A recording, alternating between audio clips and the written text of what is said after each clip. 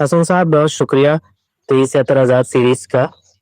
جس باریکی سے ایک ایک بات کی وضاحت ہو رہی ہے، آج کے دور میں یہ بہت ہی عمدہ مثال ہے۔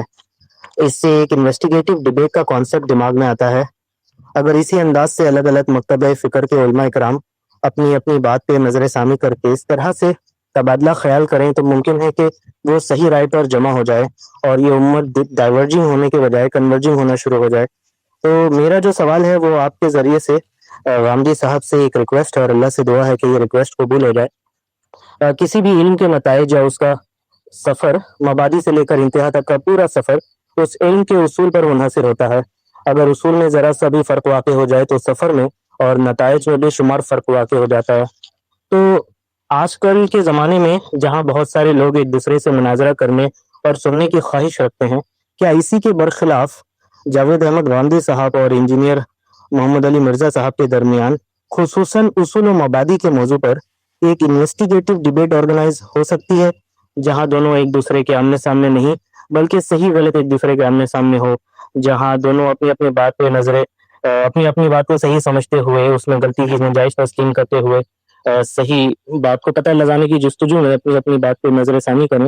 یہ انویسٹیگیٹو ڈبیٹ ایک مثال اور ہم طالب علموں کے لیے بہت زیادہ مفید ہوگا۔ تو اگر کوئی ممکن ہو تو سر پلیز یہ ریکویسٹ قبول کرا دیجیے کوئی طرح سے۔ جی دیکھیے، اس سے پہلے علماء اپنے اپنے اختلافات کو مختلف مضامین کی صورت میں لکھ کر شائع کرتے رہے ہیں، اور یہ روایت ہماری جو امت کی معلوم علمی تاریخ ہے اس کے اندر جا بجا نظر آتی ہے۔ اس چیز میں اصلاً کوئی حرج نہیں ہے کہ دو صاحب علم بیٹھیں اور بیٹھ کر مختلف امور پر تبادلہ خیال کریں اور اپنی اپنی آراء کا اظہار کریں، ایک دوسرے سے وہ سوال کرنا چاہتے ہیں تو وہ سوال کریں۔ مختلف ادوار میں خود غامدی صاحب کو آپ نے دیکھا ہوگا کہ وہ ایسے فورمز پہ شریک ہوئے کہ جہاں پر مختلف الخیال علماء موجود ہیں۔ خود ان کا پروگرام ایک لمبے عرصے تک غامدی پروگرام جیو پہ جاری رہا، وہاں پر علماء اکرام تشریف لاتے تھے، اپنا استدلال پیش کرتے تھے۔ پھر آج اسلام کے اندر بڑی بارکۃ الآراء اور معروف گفتگو ہے، مکالمہ ہے ڈاکٹر اسرار احمد صاحب کے ساتھ۔ اسی طریقے سے جیو کے اوپر ہی پروگرام الف کے نام سے ہوتا تھا، وہاں تصوف کے موضوع پر پہلے تصوف کے ساتھ مکالمہ ہے۔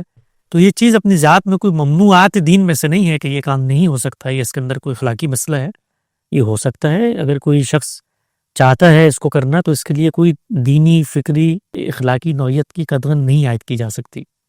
لیکن میں اس سے آگے بڑھ کے ایک اور بات کرتا ہوں، وہ بات یہ ہے کہ موجودہ دور میں لوگوں نے جو انٹرٹینمنٹ کی فطری ارج ان کے اندر موجود تھی، جو فطرت نے رکھی تھی، مذہبی ذہن نے اس فطری انٹرٹینمنٹ کی ارج کو بجائے یہ کہ فنون لطیفہ کے ذریعے پورا کیا جائے، اس باب میں بھی مذہب کی خدمات حاصل کر لی ہیں۔ گویا ان کے لیے اب تفریح طبع کا موضوع بھی مذہب بن جاتا ہے، اور اس کی جو ایک بہت بڑی علامت ہوتی ہے وہ اس نوعیت کی ڈیبیٹس ہوتی ہیں۔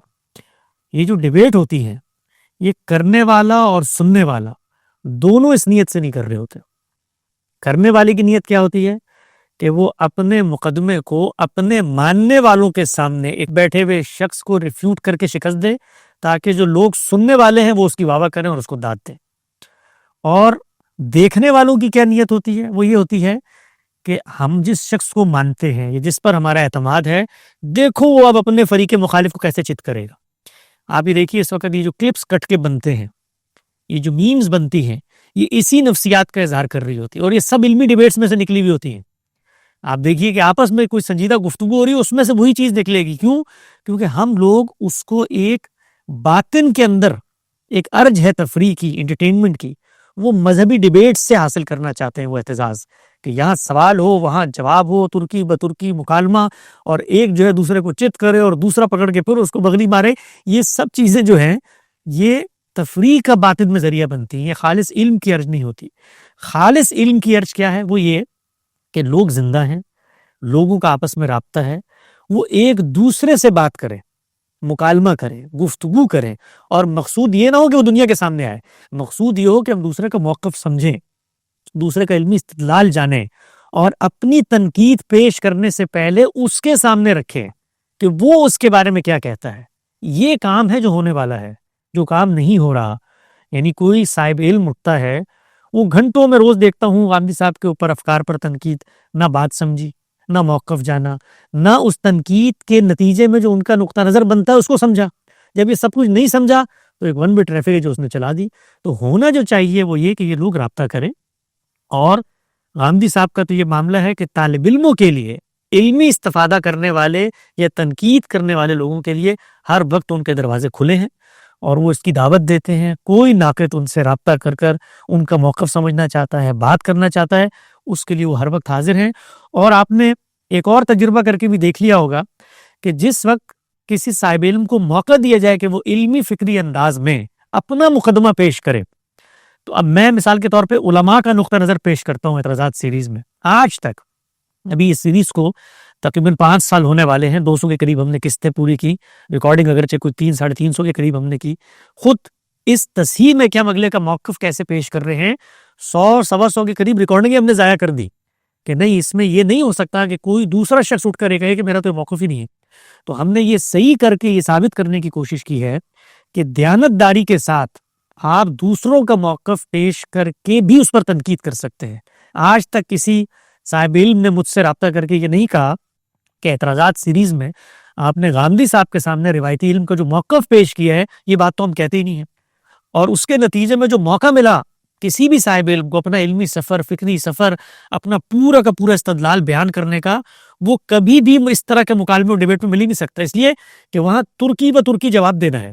وہاں باہر کیف دماغ اس جگہ پر چلا جاتا ہے کہ یار یہ تو اب میں پیچھے ہٹ رہا ہوں، اب مجھے آگے بڑھ کے حملہ کر کے اس ڈیبیٹ میں فتح حاصل کرنی ہے. تو جو ڈیبیٹ کا کلچر ہے وہ کبھی بھی علم کے فروغ کا باعث نہیں بنتا. یہ وقتی نوعیت کے مکالمے کہیں پر اگر کوئی کرنا چاہے تو ہو بھی سکتے ہیں جس میں نتائج فکر زیر بحث، لیکن سنجیدہ نظام استدلال کو سمجھنے کا وہی طریقہ ہے جس کی مثال ہم نے پیش کر کے دکھائی. اور اس میں وقت لگتا ہے، تجزیے میں، تحلیل میں، تنقید میں، اصل بنائے استدلال متعین کرنے میں. اس کے لیے کتابیں کھنگالنی ہیں، بار بار جانا ہے، ری وزٹ ریویو کا عمل کرنا ہے. یہ 2 کیمرے لگا کے 2 علماء کو بٹھا کر یہ کام نہیں ہو سکتا. اس وقت خود اس کا استدلال کن مراحل سے گزرا ہے، استدلال کی پوری بنیاد کیا ہے.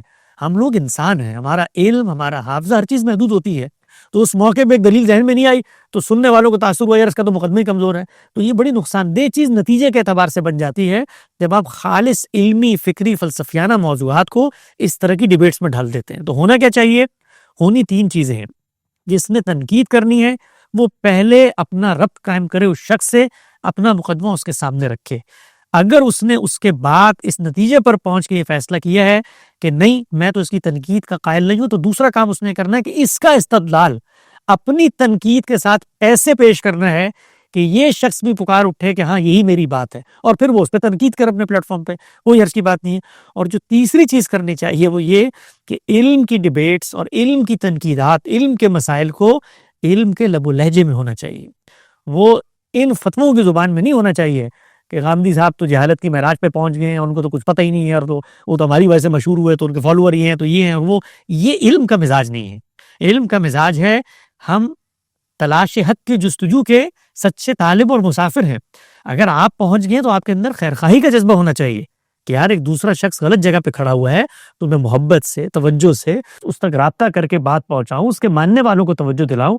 اس میں یہ کہ جی آپ کسی شخص کو باہر کر دیں، کسی شخص کو ریفیوٹ کر دیں، یہ علم کی خدمت نہیں ہوتی، اور اس کے نتیجے میں نفرتیں جنم لیتی ہے. پہلی نسل میں نہ لیں، دوسری نسل میں لیتی ہیں. اور بہت سارے ایسے لوگ جو ان نفرتوں کے خاتمے کی بات کرتے ہیں وہ ان انٹینشنلی نئی نفرتیں پیدا کرنے کا باعث بن جاتے ہیں. تو علم کے جو معاملات ہیں وہ علم کی گریس کے ساتھ، علم کے وقار کے ساتھ ہونے چاہیے. اس میں اس کی کوئی حیثیت نہیں ہوتی، کوئی اہمیت نہیں ہوتی کہ کسی شخص کو کتنا سنا جاتا ہے، اس کی یہ سبسکرائبر کیا ہے اور اس کی یہ ویورشپ کیا ہے، اور وہ ہمارے اور تمہارے درمیان یہ فیصلہ کریں گے. یہ چیزیں علم کے میدان کے قریب بھی نہیں آنی چاہیے. جی بہت شکریہ، جزاک اللہ خیرہ حسن